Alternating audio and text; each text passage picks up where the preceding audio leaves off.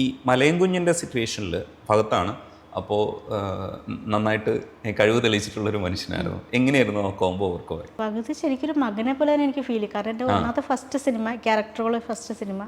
അപ്പം എൻ്റെ മകനെ പോലെ തന്നെ എനിക്ക് തോന്നിയിരുന്നത്. പുറകിൽ വന്ന് വഴക്കുണ്ടാക്കുന്ന, അങ്ങോട്ട് പോകുമ്പോഴും അമ്മ എന്ന് വിളിച്ചിട്ട് വഴക്കുണ്ടാക്കുന്നു, തിരിച്ചു വരുമ്പോഴും അതുപോലൊക്കെ തന്നെ. എപ്പോഴും വീട്ടിൽ കുട്ടികൾ വന്നിട്ട് നമ്മൾ ഇറിറ്റേറ്റ് ചെയ്യില്ലേ, അതേമാതിരി എനിക്ക് ഫീൽ ചെയ്തിരുന്നത് ചെയ്യുമ്പോഴപ്പോൾ. അത് കഴിഞ്ഞിട്ടാണ് പിന്നെ ഫഹദ് എന്ന് വരുന്നത്. കട്ട് പറഞ്ഞു കഴിയുമ്പോഴാണ് ഫഹദ് വരുന്നത്. മറ്റേ സമയത്തൊക്കെ എനിക്ക് ഭയങ്കര സങ്കടം വന്നൊരു സീന്.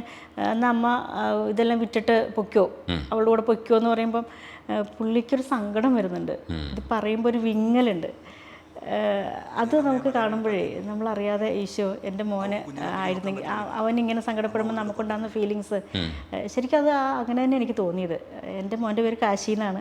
അവൻ വന്നിട്ട് ഇങ്ങനെ പറയുന്ന പോലെ എനിക്കതുപോലെ തന്നെ തോന്നി. ഫഹദ് ഇങ്ങനെ പറഞ്ഞപ്പം ഒരു ഇഷ്ടപ്പെട്ടിട്ട് പറയണത്, ഈ കണ്ണും മൂക്കൊക്കെ ഇങ്ങനെ വെച്ചിട്ട് വല്ലാണ്ടൊരു ഫീല് വന്നിട്ട് ഇങ്ങനെ പറയുമ്പോൾ